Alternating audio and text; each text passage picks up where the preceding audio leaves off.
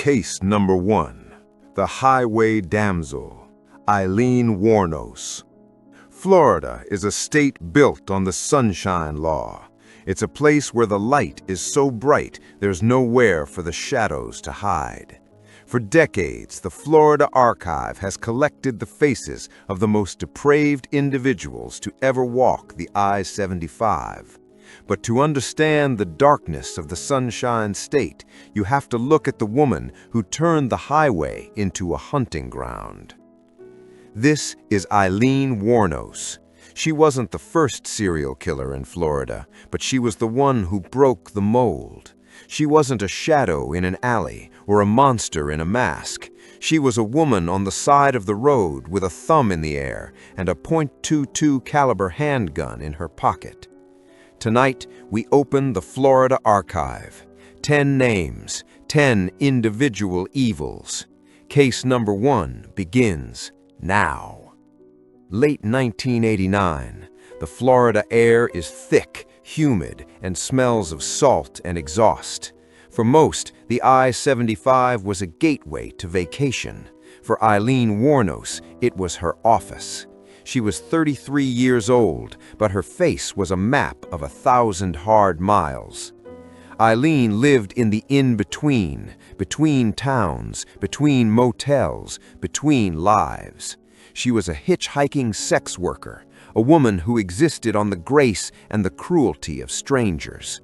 But by November 1989, Aileen was done being a victim. The cognitive load of a lifetime of abuse was reaching a boiling point.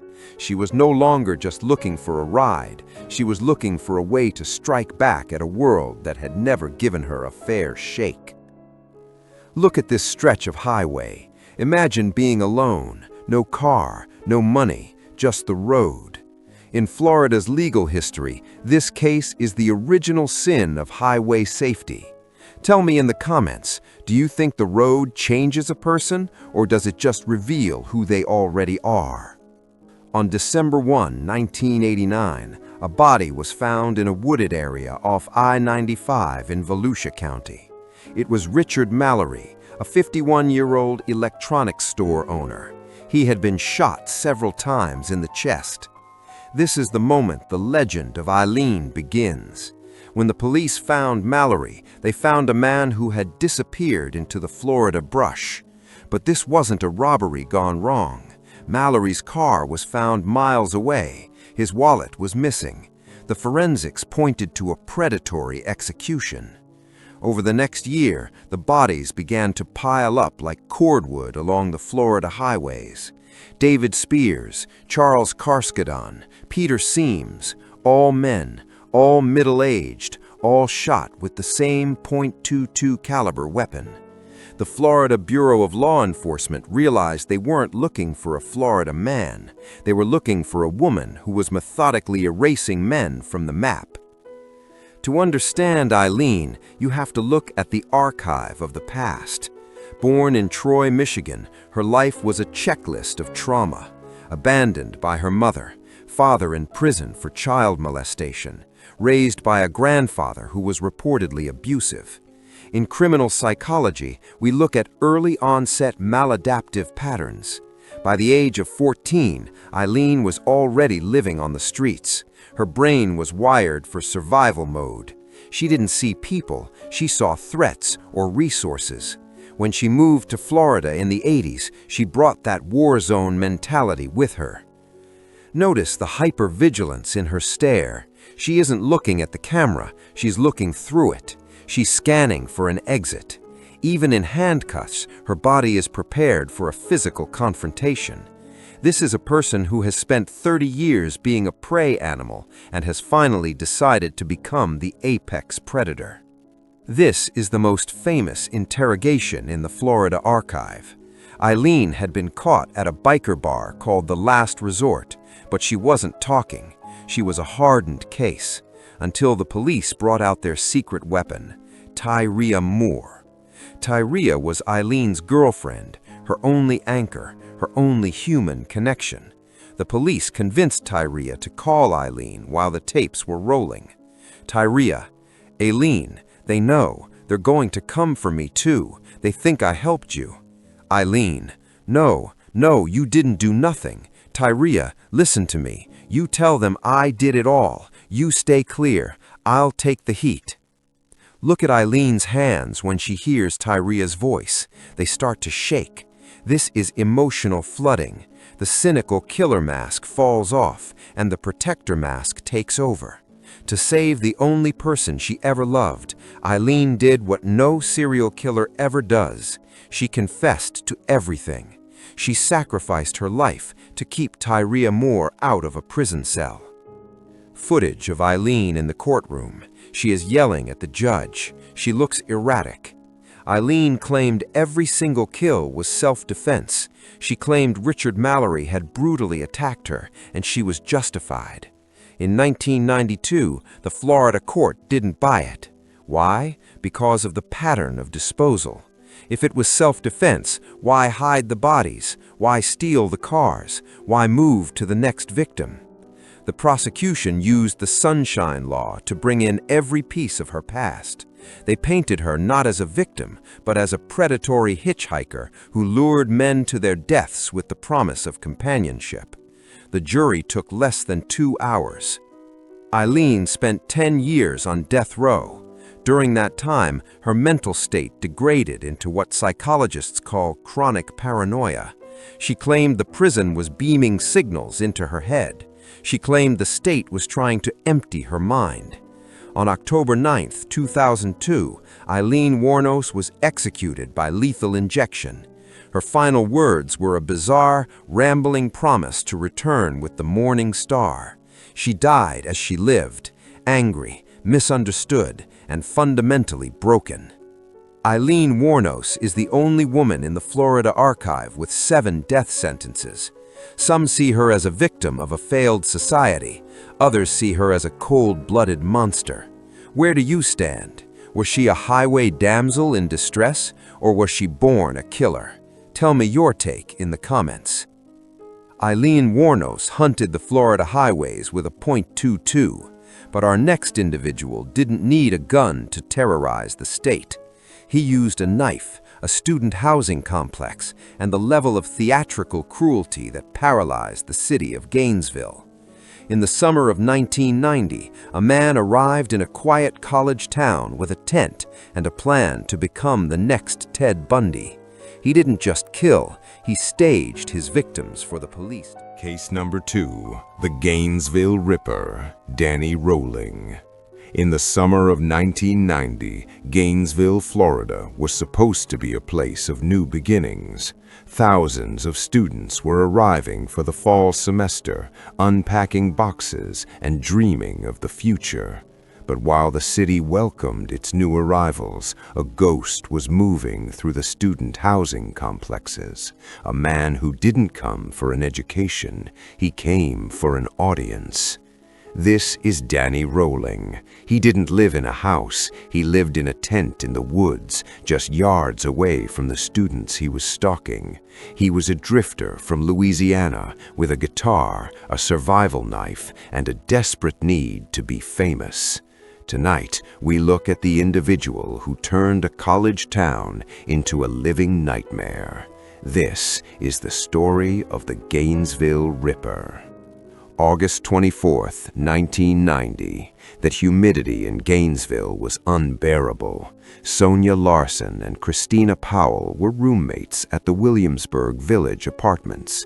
They were both 18. They had only been in town for a few days.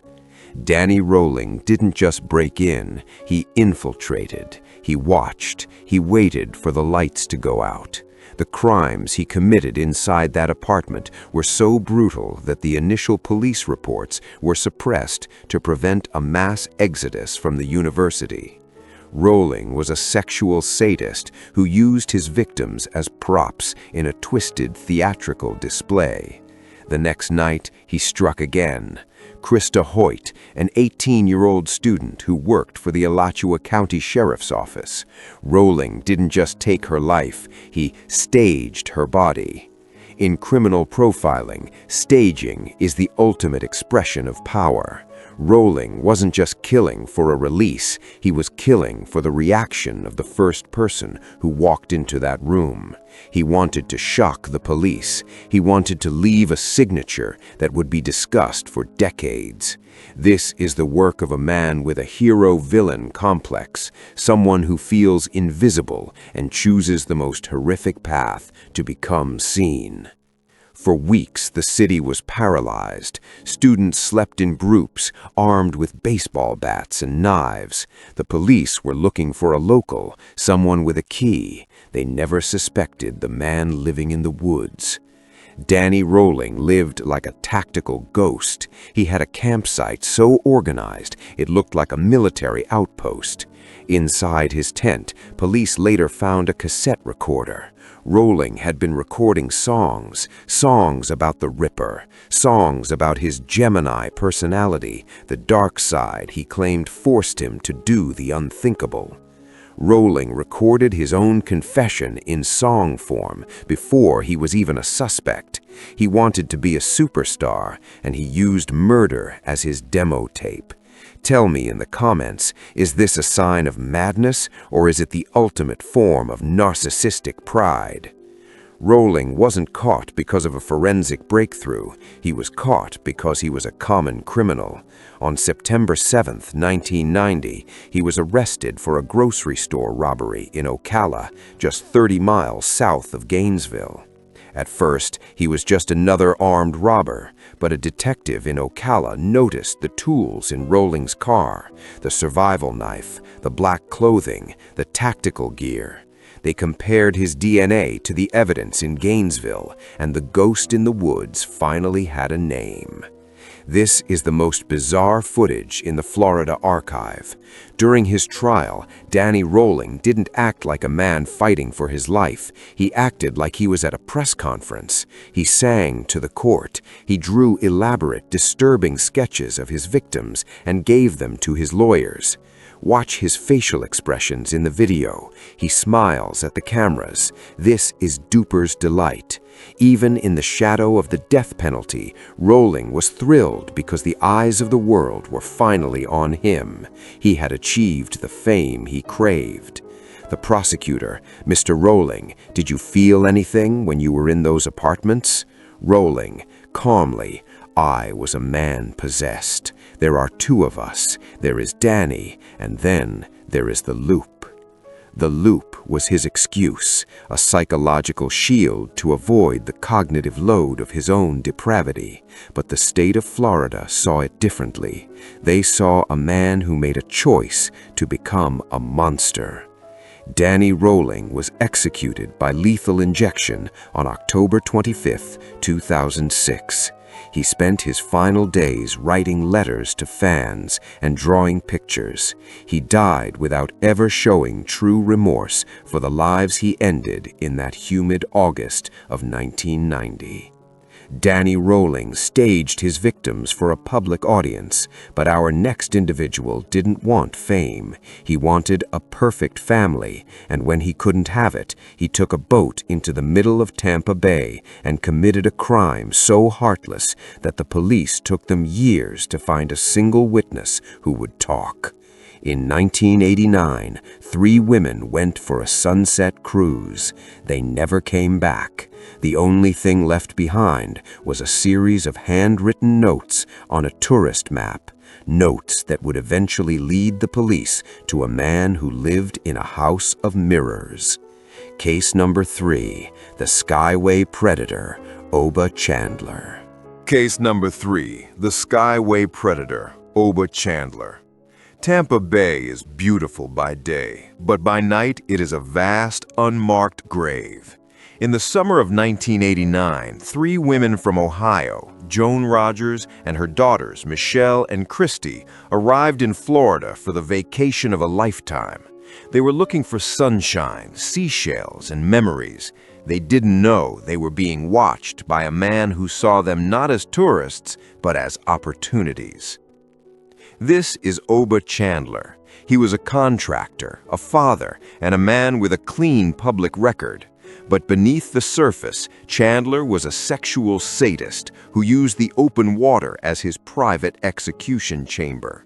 Tonight, we look at the individual who turned a family vacation into a tragedy that redefined the word evil in the Sunshine State.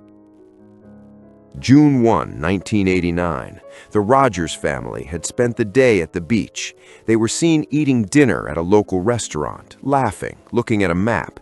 They were typical Ohioans, friendly, trusting, and slightly out of their element. They met a man at the dock, a man who offered them a private sunset cruise.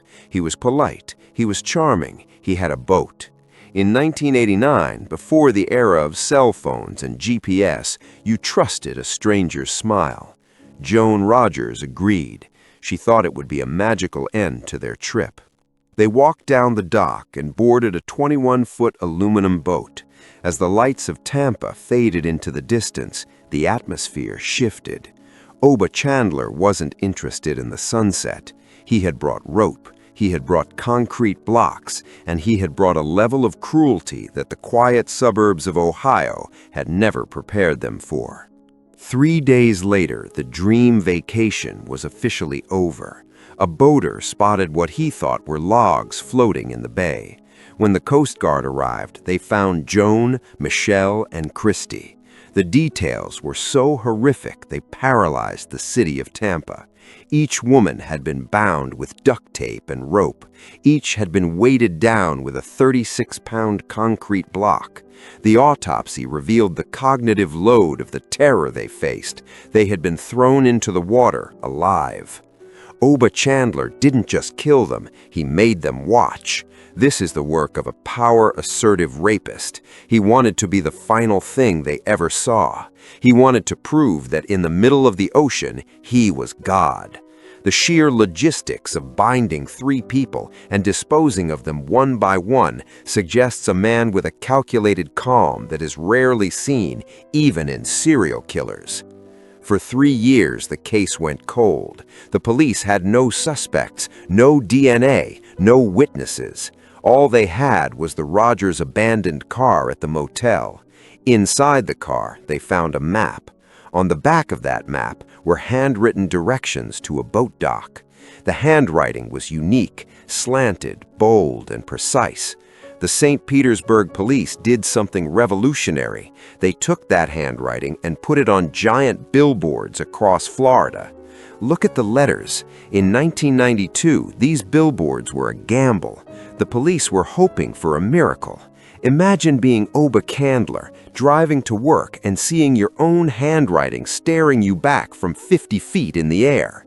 Tell me in the comments, how would you react? Would you flee or would you stay silent?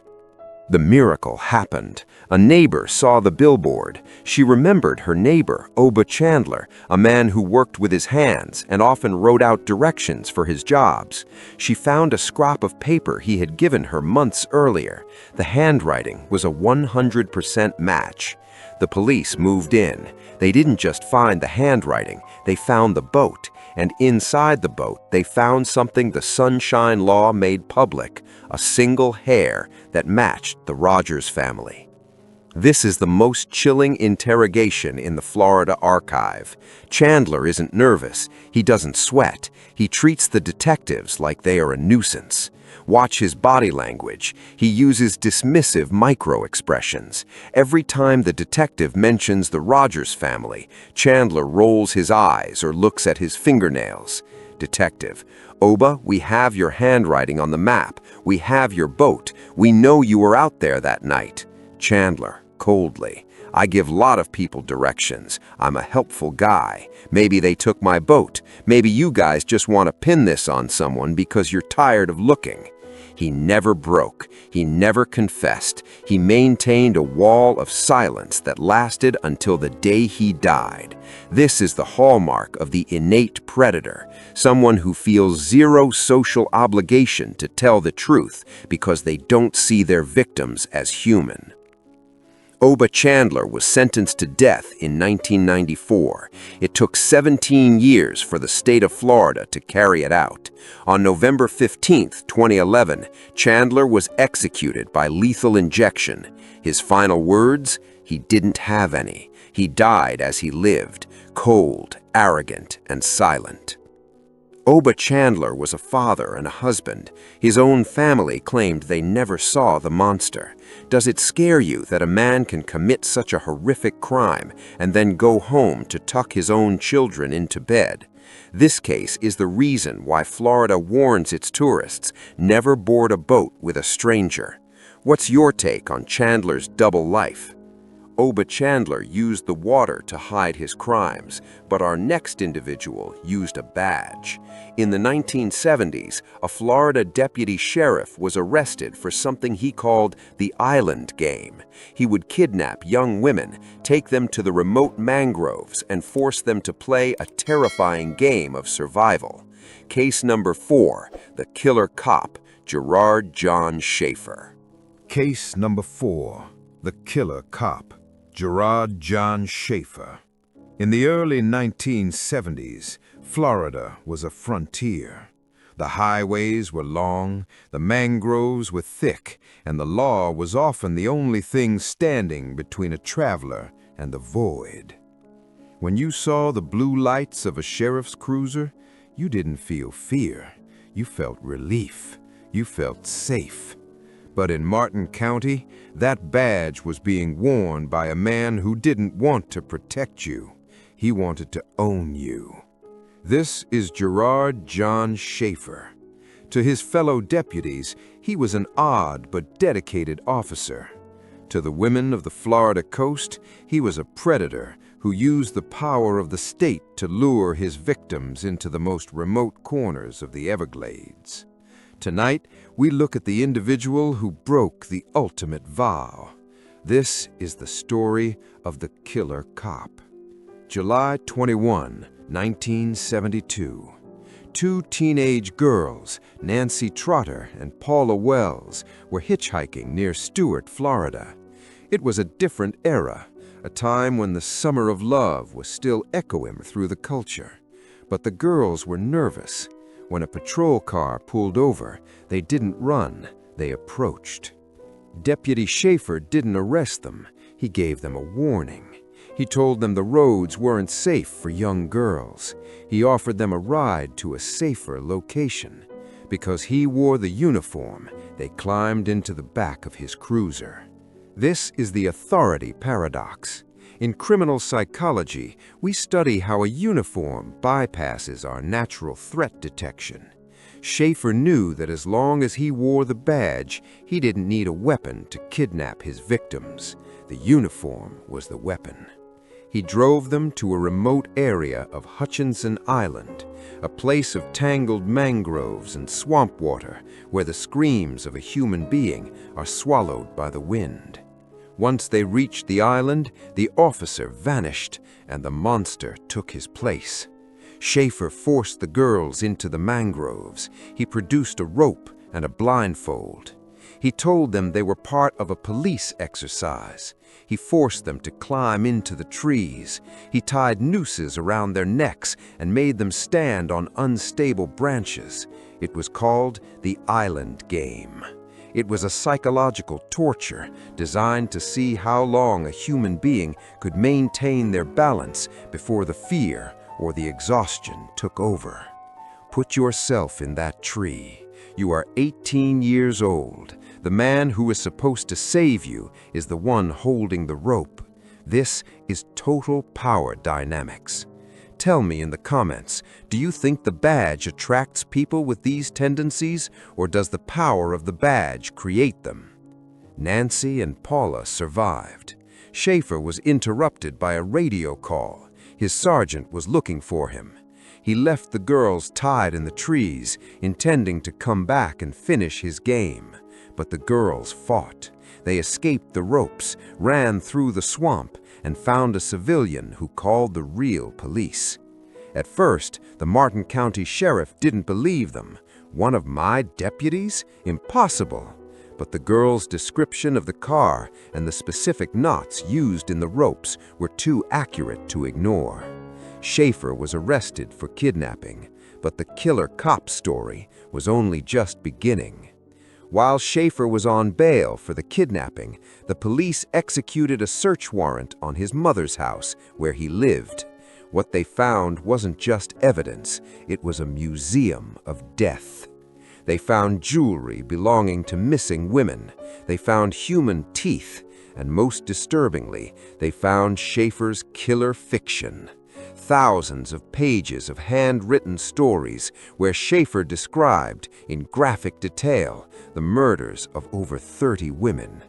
Schaefer claimed these were just stories. He called them literary exercises.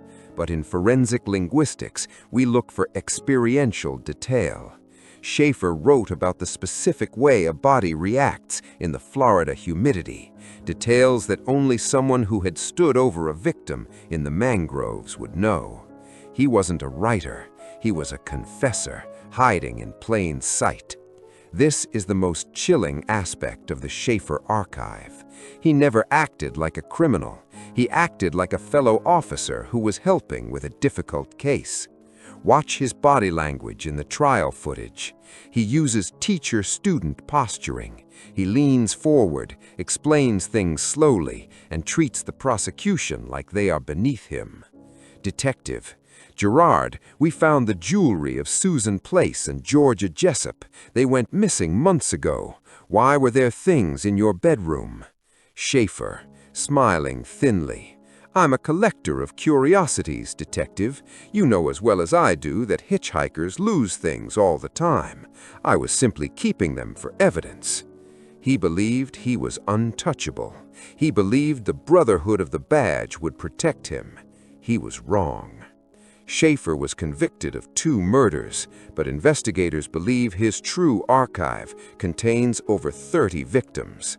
While in prison, he became a celebrity inmate. He wrote books. He corresponded with other serial killers. He bragged about his crimes until the day he died. On December 3, 1995, Gerard John Schaefer's story came to a violent end. He was found in his cell, his throat cut by a fellow inmate over a dispute about a cup of coffee. The man who used the law to kill was erased by the lawless. Schaefer is often called the original killer cop. He used our trust in the uniform against us. Does this case change the way you look at a patrol car on a lonely road? Is the badge a shield, or for some, is it a mask? Tell me your thoughts on the Schaefer paradox below. Gerard John Schaefer used a badge to hunt, but our next individual didn't need a uniform to look normal. In our next case, we look at a man who was executed just months ago, a man who spent 40 years on death row, maintaining a perfect smile, while the state fought to prove he was the architect of one of the most brutal police officer slayings in Florida history. Case number 5, the patient killer, Donald Dillbeck. Case 5, the patient killer, Donald Dillbeck. Time is the ultimate prosecutor. In the Florida archive, we often see crimes that happen in a flash of violence and end in a swift trial. But Donald Dillbeck's story was a slow burn that lasted 44 years. He was a man who began his criminal career as a child and ended it as one of the most controversial executions in modern Florida history. To the world in 2023, he was an old man with a long white beard. But to the state of Florida, he was a ghost from 1979. A fugitive who had escaped the law once and left a trail of blood that led all the way to a Tallahassee Mall parking lot. Tonight, we look at the individual who waited 40 decades for his final reckoning. This is the story of the patient killer, Donald Dillbeck. May 1979, Donald Dillbeck was only 15 years old. He should have been in high school. Instead, he was in a stolen car, fleeing from a deputy in Fort Myers. When the car crashed, Dillbeck didn't surrender. He didn't cry for his parents. He produced a firearm and executed Deputy Dwight Lynn Hall. Even at 15, Dillbeck showed a level of predatory calm that terrified psychologists. He was sentenced to life, but in 1979, the Florida prison system was overcrowded and chaotic. Dillbeck played the model prisoner. He was quiet, he was polite, he was patient. He waited 11 years of eating prison food, walking the yard, and studying the movements of the guards. In 1990, while on an off-site work detail at a vocational center in Quincy, Florida, the model prisoner saw his window. He walked away from his detail and vanished into the Florida heat. For 2 days, Donald Dillbeck was a ghost. He was hungry, he was desperate, and he was armed with a paring knife he had stolen from the kitchen of the vocational center. He made his way to the Tallahassee Mall.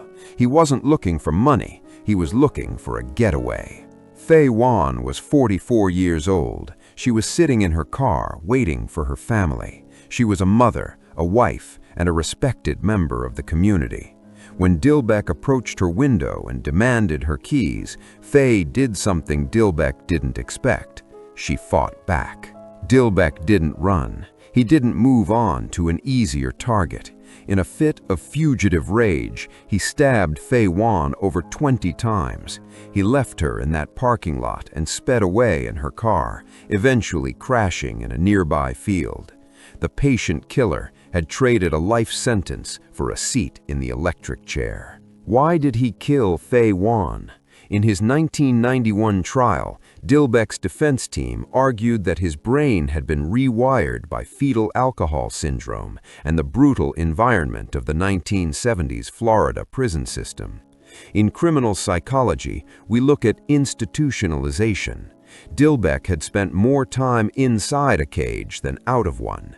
He didn't know how to exist in a world where people said no. When Faye Wan refused him her keys, he didn't see a woman. He saw a cell door closing. His reaction was a primal, violent attempt to keep his freedom, even if it meant certain death. Look at his face in these 4 photos. You can see the decades passing. Do you believe 40 years on death row is a cruel and unusual punishment, or is it a fair price for the lives he took? Tell me in the comments, does an old man deserve the same needle as the young monster who committed the crime? For 32 years, Donald Dillbeck sat in a 6x9 cell at the Florida State Prison. He watched the world change through a small television. He saw the rise of the internet, the fall of the Twin Towers, and the change of a dozen governors. He believed he would die of old age, but in early 2023, the state of Florida decided the wait was over. Thanks to Florida's Sunshine Law, every detail of his final days was made public. His final meal, fried shrimp, mushrooms, and strawberry ice cream. His final visitors, his final appeals. This is the most chilling aspect of the Dillbeck archive. In 1990, he was defiant. In 2023, he was political. As he lay on the gurney with the IV lines already in his arms, Donald Dillbeck didn't apologize to the Wan family. He used his final breath to insult the governor. Dillbeck: "I know I hurt people when I was young. I messed up. But I know Ron DeSantis has done a lot worse. He's taking a lot of people's lives for his own gain." It was a narcissistic pivot. Even at the very end, he refused to take the cognitive load of his own guilt. He died at 6:13 p.m. on February 23, 2023. The 44-year shadow he cast over Florida finally evaporated. For the Wan family, justice didn't come in 1990. It came 33 years later. The Dillbeck case is a reminder that in Florida, the law is as patient as the criminal. He thought he could outrun the clock. He was wrong. Donald Dillbeck is one of the few individuals to be executed for a crime committed over 30 years ago. Does this case prove the system works, or does it prove it's broken? And what do you think of a man who uses his last words to attack a politician instead of seeking forgiveness? Let's talk about it in the comments below. Donald Dillbeck waited decades for his death, but our next individual didn't want to wait for anything. In our next case, we look at a man who was obsessed with perfection, a man who turned a luxury Miami condo into a laboratory of pain, and whose crimes were so bizarre they led to the most watched news broadcast in the history of South Florida. Case number 6, the Miami Butcher, Gerard Gerry Harnish. Case number 6, the Miami Butcher, Gerard Gerry Harnish.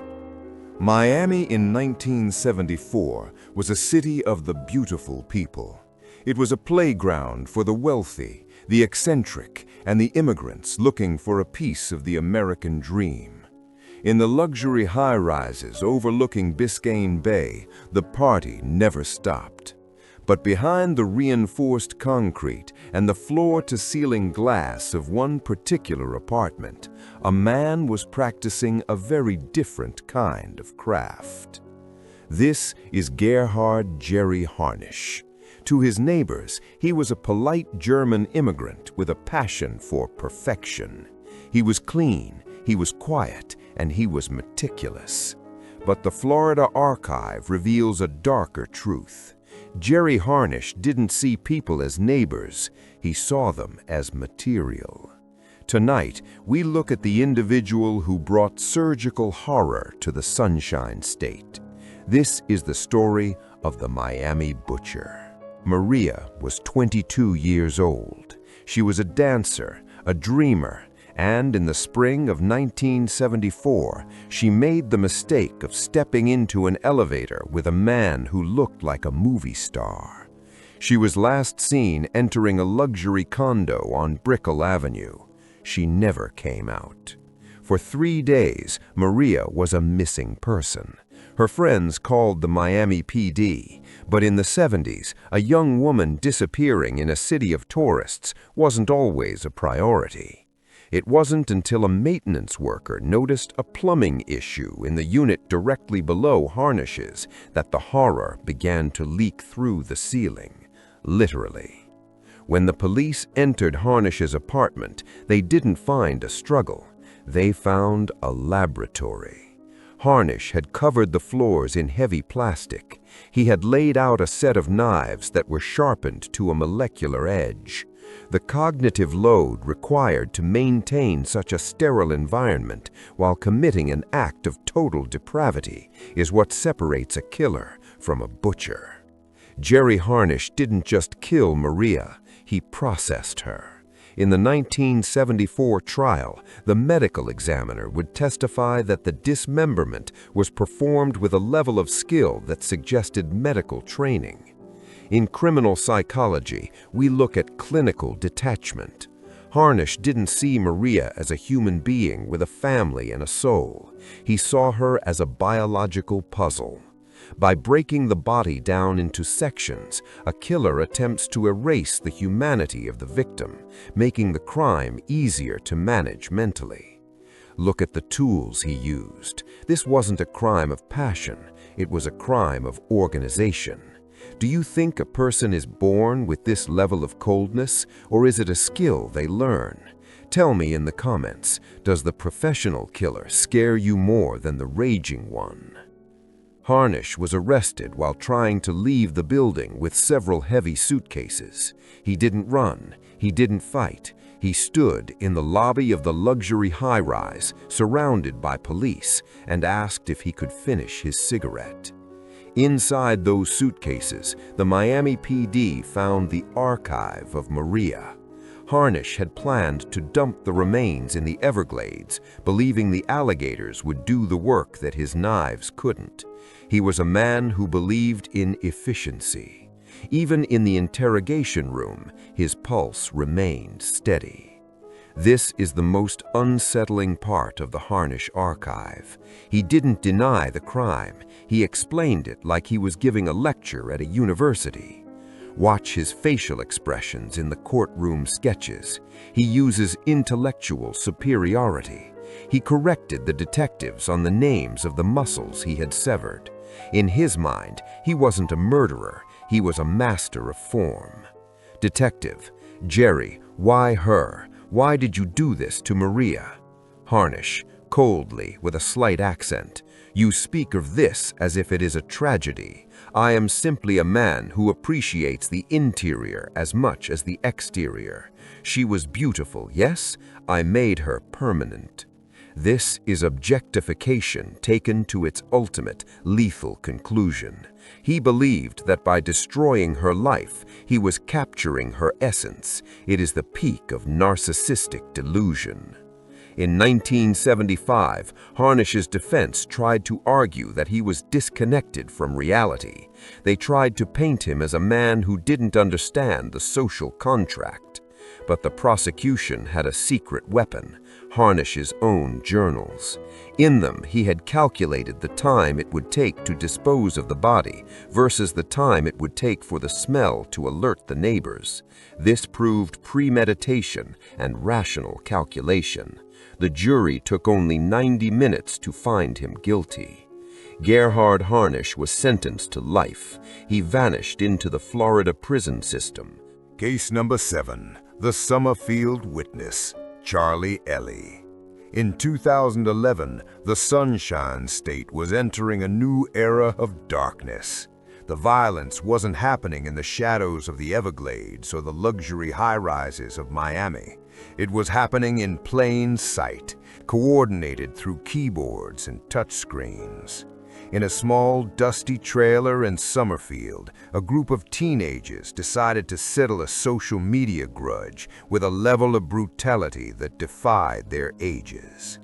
This is Charlie Ellie.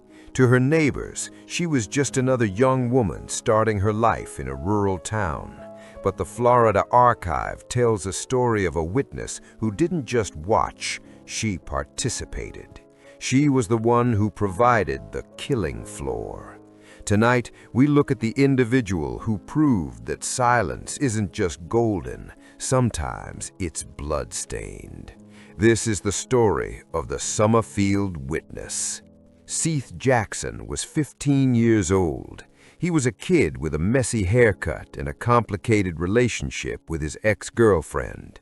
In April 2011, he received a series of messages on Facebook.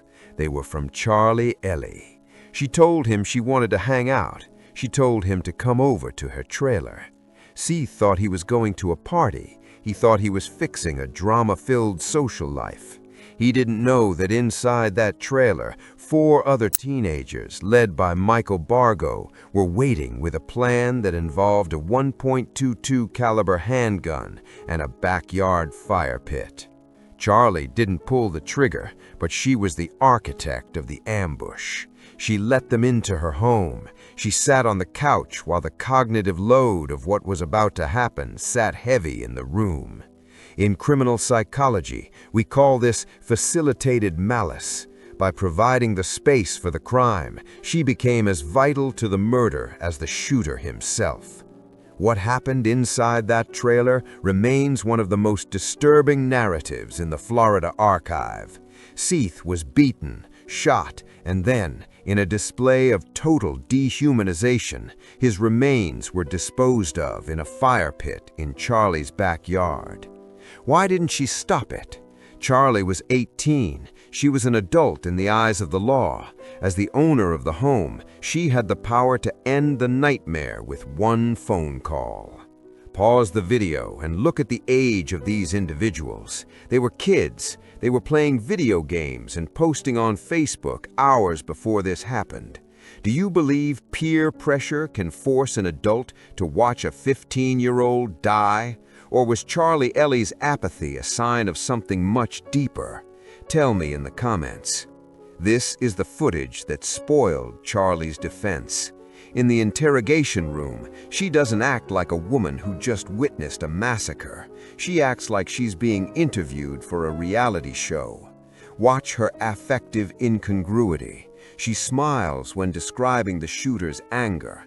She uses minimize and deflect tactics, claiming she was hiding in the bedroom during the worst of it. but her body language tells a different story. Detective: Charlie, we found the remains in the fire pit. Your fire pit. You were there. You watched them do it. Charlie, giggling slightly.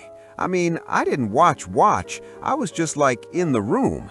I didn't think they'd actually do it. It's crazy, right? The detectives weren't laughing. They saw a woman who viewed a human life as a social inconvenience.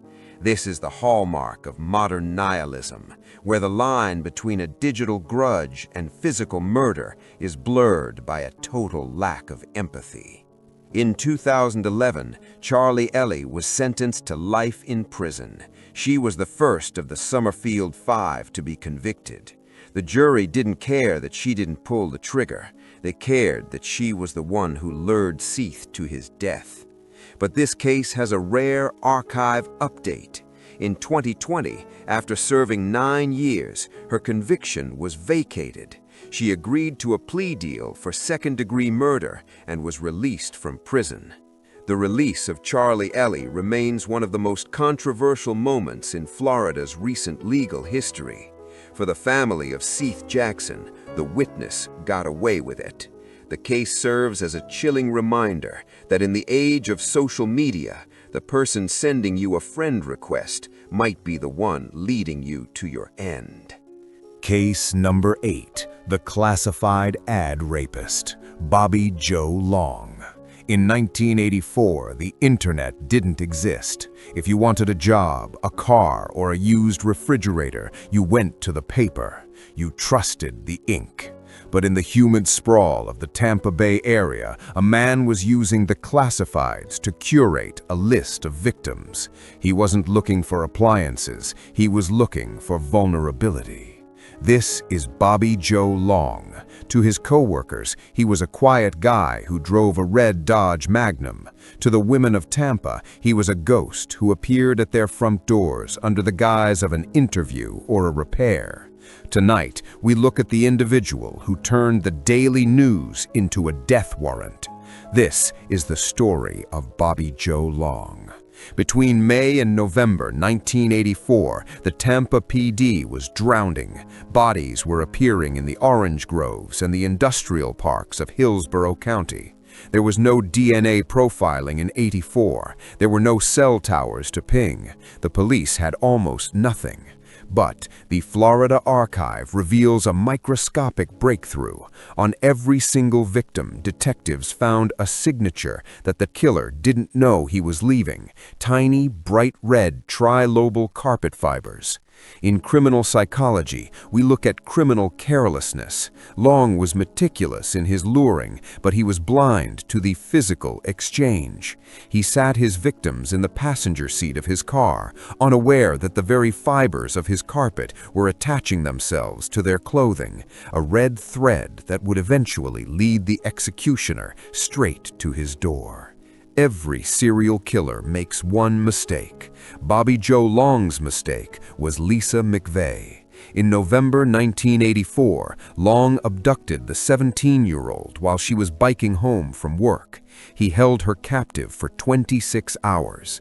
Lisa McVeigh didn't panic. She didn't shut down. She engaged her cognitive survival mode. While blindfolded, she memorized every turn the car took. She counted the steps to his apartment. She left her fingerprints on his bathroom mirror. Look at Lisa McVeigh. She was 17. She was being held by a monster, and she had the presence of mind to treat her own abduction like a crime scene investigation. Tell me in the comments, do you think you could maintain that level of tactical logic under that much pressure? When Long released Lisa, believing he had bonded with her, she went straight to the police. She didn't give them vague descriptions. She gave them the make, the model, and the red interior of the car. The police set a trap at a local bank. When the red Dodge Magnum pulled into the parking lot, the classified ad rapist was erased. Inside the car, the police found the archive of a predator: the rope, the blindfold, and the red carpet that matched the fibers found on 10 dead women. This is the most disturbing part of the Long archive. He didn't just confess, he gave a masterclass on his own depravity. Watch his narcissistic lean. He speaks about the murders as if they were inevitable. He claimed that a darkness came over him, but his meticulous use of the classified ads proved premeditated selection. Detective, Bobby, why the red car? Why the ads? Long, coldly, it worked. They came to me. It was like I was the magnet and they were the steel. I didn't want to stop. I couldn't. This is externalized blame. He tried to paint himself as a victim of his own biology to avoid the cognitive load of his choices. Bobby Joe Long spent 34 years on death row. He saw the world transition from newspapers to the internet, the very tool that would have made his classified ad snare impossible today. On May 23, 2019, at the age of 65, Bobby Joe Long was executed by lethal injection. In the audience, watching through the glass, was Lisa McVeigh. The girl he thought he had broken was the woman who watched him take his final breath. Bobby Joe Long is a case study on how one survivor's bravery can end a reign of terror. Does Lisa McVeigh's story give you hope in the face of these individual evils? And what do you think of Long's 34-year wait for justice? Let's talk about the McVeigh miracle in the comments. Bobby Joe Long used the newspaper to find his victims, but our next individual didn't need an ad. He used the Fort Lauderdale nightlife. In the late 80s, a man known as the Shadow of the Strip was arrested. He was a prolific individual who targeted women in the beachside bars and whose capture revealed a secret trophy room hidden in the crawl space of a suburban duplex. Case number 9, the Fort Lauderdale Shadow, Eddie Lee Mosley. Case number 9, the Fort Lauderdale Shadow, Eddie Lee Mosley. Fort Lauderdale in the late 1980s was the capital of the good life. It was a city of endless spring breaks, neon-lit nights, and the promise of absolute freedom. But behind the pulsing lights of the beachside bars, a shadow was moving. A man who didn't come to dance, he came to watch. He came to wait, and he came to erase the peace of mind of an entire city. This is Eddie Lee Mosley. In the Florida archive, he is known as the Shadow of the Strip. He wasn't a brilliant mastermind or a charismatic monster. He was something far more dangerous. He was invisible. He was the man you walked past on the sidewalk without a second thought. Tonight, we look at the individual who proved that the most prolific evil often wears the most common face. Between 1983 and 1987, the Fort Lauderdale PD began to notice a terrifying pattern. Women were being snatched from the edges of the nightlife district. They weren't being taken from dark alleys. They were being taken from well-lit parking lots and beachside paths. Mosley was a proximity predator. He understood the cognitive load of a night out, the way music, alcohol, and crowds lower a person's natural threat detection. He moved like a ghost through the humid Florida nights, selecting victims who were just seconds away from the safety of their cars or their homes. This wasn't a serial killer who struck once every 6 months. Mosley was striking every few weeks. He was a high-frequency offender who lived for the act of the hunt. The Florida archive reveals a man who committed over 40 documented attacks before the police even had a name for their shadow. When the police finally caught a break in 1987, they executed a search warrant on Mosley's residence, a nondescript duplex he shared with unsuspecting relatives. What they found beneath the floorboards changed the case from a series of attacks to a lifelong obsession. In the damp, dark crawl space, Mosley had built a trophy room. He had dozens of items belonging to his victims, jewelry, driver's licenses, and articles of clothing. Each item was a visual anchor for him, a way to relive the crimes in the safety of his own home. In criminal profiling, this is known as a fetishistic reinforcement. For a man like Mosley, the physical trophy is more important than the crime itself.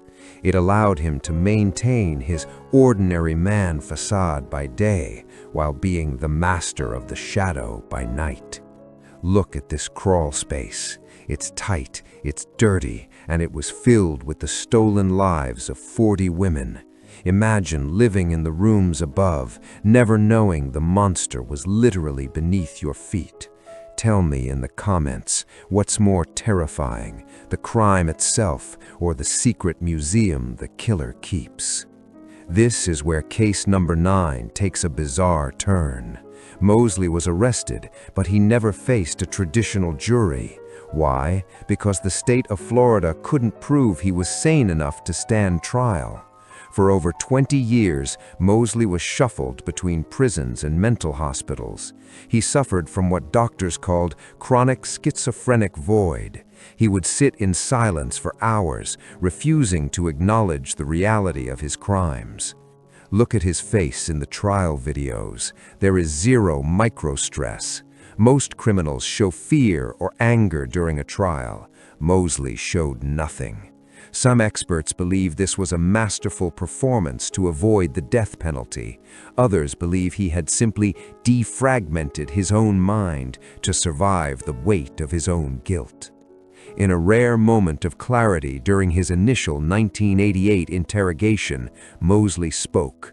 He didn't offer a grand confession, he offered a technical manual. "Eddie, why do you follow them for so long? Why the beach?" Mosley, in a flat, robotic tone. "People don't look behind them when they hear the ocean. They think the sound they hear is the water. It's not, it's me." That single sentence sent a chill through the Florida law enforcement community. It was a perfect encapsulation of the predatory advantage. He didn't use a weapon, he used the environment. Eddie Lee Mosley never felt the sting of a needle or the cold snap of a life sentence in a maximum security cell. He spent his final decades in a state mental facility, a ward of the state he had terrorized. He died in 2020 at the age of 73. He took the details of potentially dozens of other unsolved attacks to his grave. The shadow of the Strip simply faded away, leaving behind a legacy of unanswered questions for the families of his victims. Mosley was never punished in the way the public wanted because of his mental health status.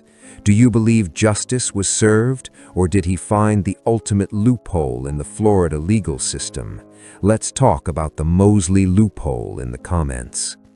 Eddie Lee Mosley used the night to hide his crimes, but our final individual didn't need the night.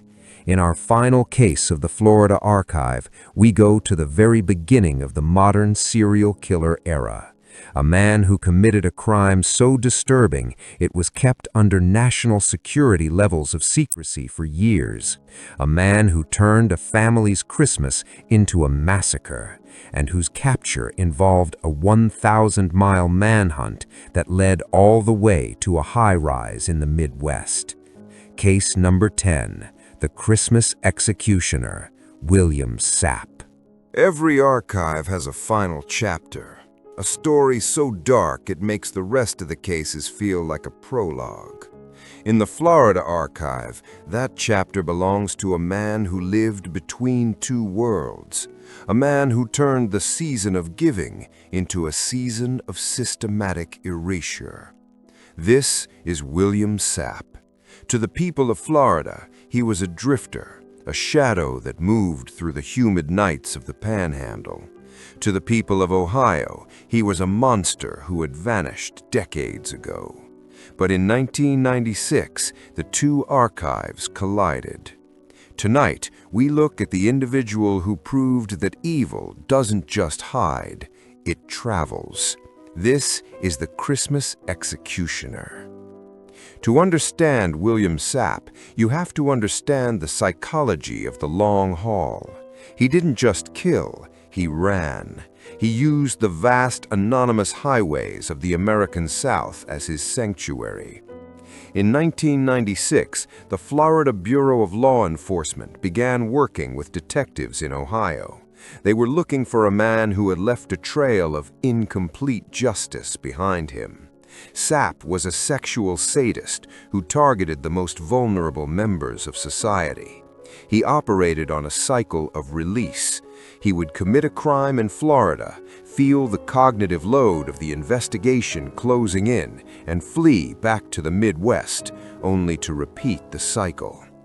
What makes Sapp the grand finale of our archive is his level of cold calculation. He didn't just strike in the heat of the moment, he curated his crimes. In criminal profiling, we look at the organized-disorganized hybrid.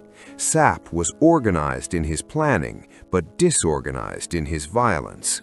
He would spend weeks studying a neighborhood, learning the schedules of the residents, and identifying the weak point in their home security.